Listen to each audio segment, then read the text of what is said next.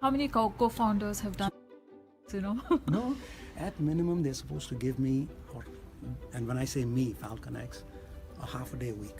Ah, That's a lot. A lot of time. That's a lot of time. And if they don't give half a day, I make sure I accrue it to a day in the following week. Following week. But Okay. that being said, my founding team has been so gracious about their time that if they're not able to come here, Yeah. that they're willing to take this meeting with Virtually. the founders, no, physically in other parts. With all. And what kind of support they give the startups? In what way do they come in and jump in and help? We identify market cap. them as the potential billion-dollar companies. in the I future. see. How do you how do you accept applications, or what is a good way to reach out to you? So the good news is we don't have to go through an application process, Unlike others. Well, I mean, we haven't streamlined it. Okay. In all fairness, I haven't found a way to streamline it yet. We have a flow of requests that we haven't been able to stop. Yeah. So you how many co-founders have done So we're this? about 9 co-founders. Okay. We are 9 co-founders. 9 co-founders. All co-founders are serial entrepreneurs with Okay. successful exits. Successful We've exits. taken multiple companies from zero to exit I see. by ourselves. I see. And that experience now we're taking advantage of that, and then we're passing it on to the entrepreneurs of the current crop of startups. Awesome. It's a big part of our philosophy is to Right. give back what we've learned. I see. But But outside that, you have your other engagements, or it's just Some of us do have Some our of you other do. engagements. Some of us have committed to actually operationalizing and then streamlining it full time. So I, for instance, Raju and I did commit full time into making sure that we've operationalized this and we've built out the business model, fine tuned it to a point where we're now beginning to start add more value Yeah. add to the startups. Okay, so you can show me around. I had this question, why you have incubator and accelerator housed in the same facility, because you say innovate, incubate and accelerate. Does that Absolutely. make it very challenging because you have everything housed in the same? Because if you look at Y Combinator, they are very clearly seed accelerator. They don't do Absolutely. anything else. Absolutely. So you are doing so much here. Does that complicate things, or how do you manage that? No, I mean, I think we are fairly open-minded in our approach. We don't see acceleration the same way everybody else sees in the valley. So then can we start with what Sure. exactly FalconX is? Yeah, and so how you- FalconX is a global accelerator and incubator.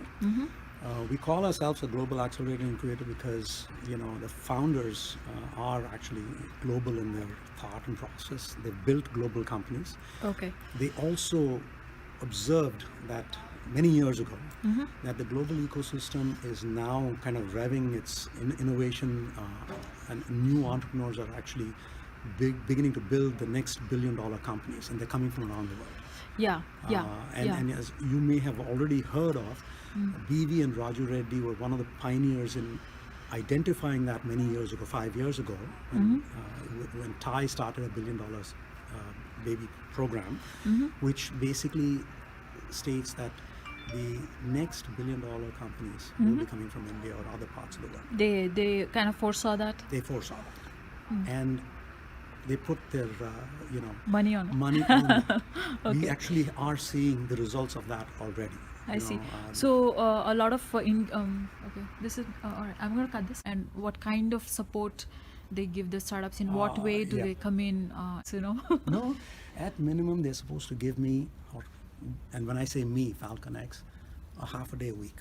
Ah, That's a lot. A lot of time. That's a lot of time. And if they don't give half a day, Yeah. I make sure I accrue it to a day in the following week. Following week. But Okay. that being said, my founding team has been so gracious about their time that if they're not able to come here, Yeah. that they're willing to take this meeting with Virtually. the founders, physically in other parts where it's Oh. convenient.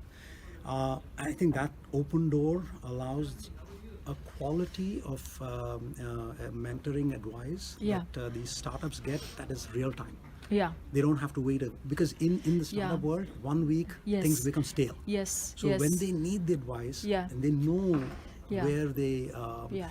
which mentor or which board member can give them the advice. Yeah. They want to be able to meet them as quickly as they I can. see. So today in the show, in the first 10 minutes, I'm going to say 3 takeaways. Okay. One takeaway is you get real-time advice when you really need it from 9 mentors who are serial entrepreneurs, been through successful exits, and are specialized in pre-series A. That's the first. Yeah.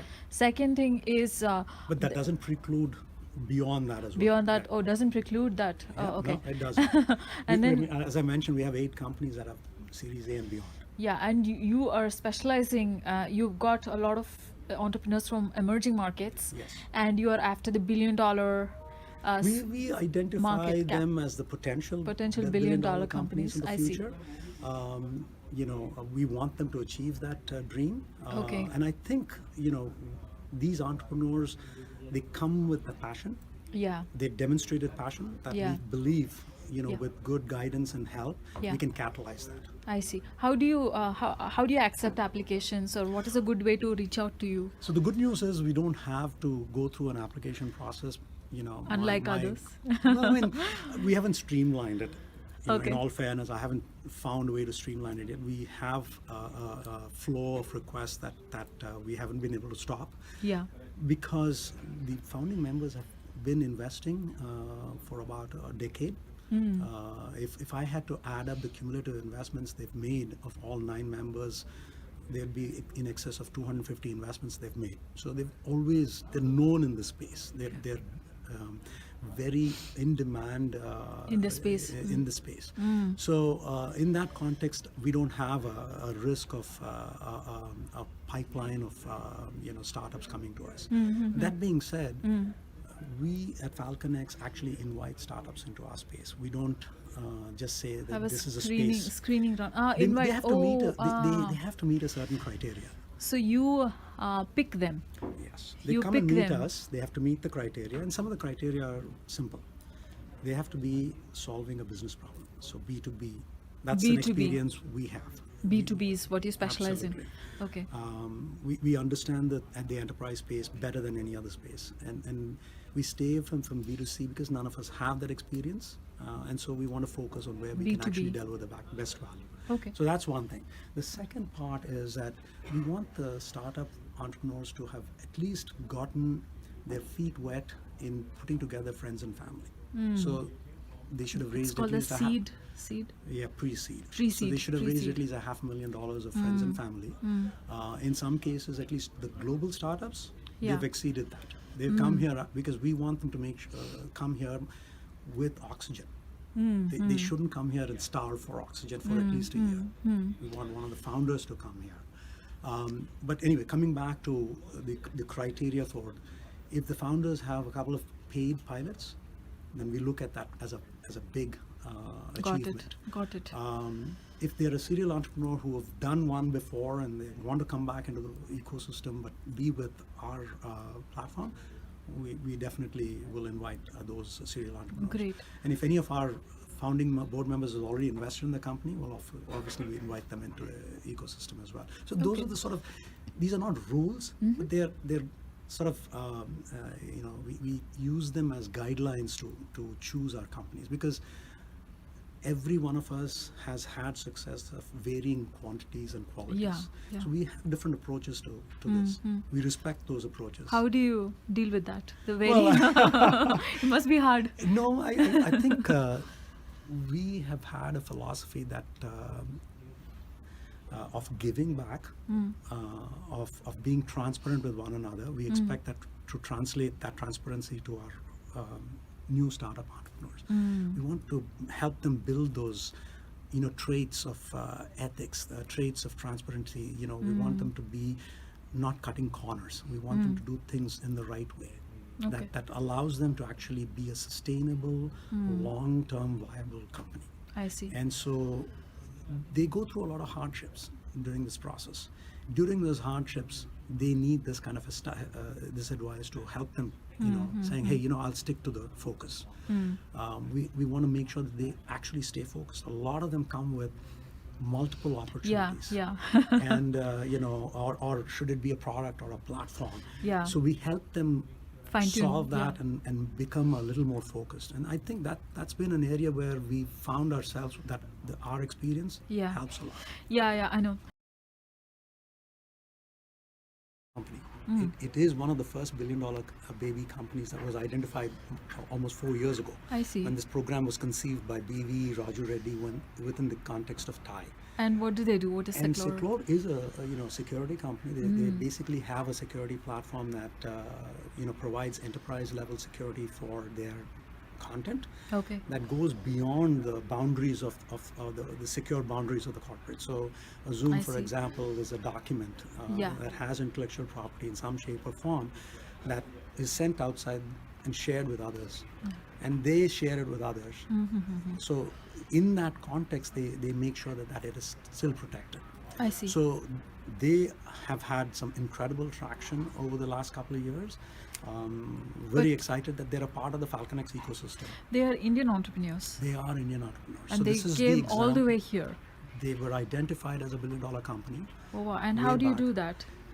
Well, that's the secret sauce. Secret right? sauce. Okay, No, all right. it is an important question. We do keep an eye on the various ecosystems around the world, and as entrepreneurs that have been working with startups in India and here, Raju Reddy and BV have been pioneers in actually making that. They've actually saw that gap, Right. and they saw the opportunity to bridge it, and so the concept of the startup bridge that bought these companies over happened. They started off as a non-profit entity, and that continues their journey. We, on the other hand, are taking it another level further, I see. where we actually bring these companies not just from the ecosystem of startups in the valley, but around the world. So, they are from India, and you house them here. And Yeah, they're- what kind of support do you give? Because this will be like a dream for any Indian entrepreneur. Absolutely. I mean, they're So not the only startup that is out here from India. We have Quantella that is also You from have India. Quantella. Quantella is another Startup, okay. startup that is basically providing global smart city governances, a platform to wow. manage. Oh gosh. So they're big partners with Cisco and various other companies that actually provide the infrastructure for smart cities, but these guys are a layer on top that provide that governance capability. And I What think kind I of might, governance is this like? so again, that I think would be a good question for Okay. Sridhar, who's the CEO of the company. But they are beginning to now get some substantial traction all around the world. I see. And so for many of these startups that have reached a certain threshold with success in India are suddenly increasing their thirst to become global startups. This is amazing, yeah. So, there's this concept called reverse innovation. You innovate in India, and then you modify the product or whatever you're building to suit the non-Indian ecosystem. Absolutely. But you're out here, then how are you handling the local, the knowledge which you get only by residing in the local No, infrastructure? it's a very or- good question, but you have to understand over the years, the last 5 years specifically, what we've seen is there are a lot of venture capital firms and angel investors that have gone to India, set up firms. They took a little bit of that knowledge of the ecosystem here in the valley, Right. and they started to mature the startups there in India. I see, And I see. and so it took a couple of iterations of it. We're beginning to now see, and I think Right. we are going to see a steady flow that continues to increase. Oh, nice, And nice. for that, FalconX is actually a formal platform for these companies to come here and make sure they're not entering a completely new ecosystem with no Yeah. knowledge of how to, conquer that, Yeah. landscape. We provide that, what I would call guidance. So you're bridging the from Indian ecosystem. You're helping them launch into a global ecosystem. Absolutely. So that And- knowledge outside of Indian ecosystem, that you get, a part of it is Silicon Valley, being in Silicon Valley, because this is like Centroid, it attracts all kinds of. Absolutely. And it's not just from India. We have companies from Korea, we have companies Oh, from wow. Japan, from Germany. Is that in your secret sauce as well? No, so the whole idea is that Silicon Valley has a different view depending on who you speak to in the valley itself. Yeah. What we do is we are 9 serial entrepreneurs that have actually built companies here in the valley, successfully exited multiple times. So we understand the ecosystem far better than most people that probably just running companies or whatever it is. And not to take that credit away from them, but we do understand it at a level and detail that Yeah. is very, very helpful for these startups. Yeah. So that is very, very key for them. And when they come here, they don't have to worry. We have, let's say, a single window system to ensure that the administrative and legal and other challenges are met, so they can continue to focus on product Product and building itself. out Okay, and okay. making sure. So in that context, what we do is, because we have an extensive, vibrant network Yeah. of peers Networking in the yes, industry, in the industry, right? we invite Right. them. We don't do warm introduction. We don't say, Yeah.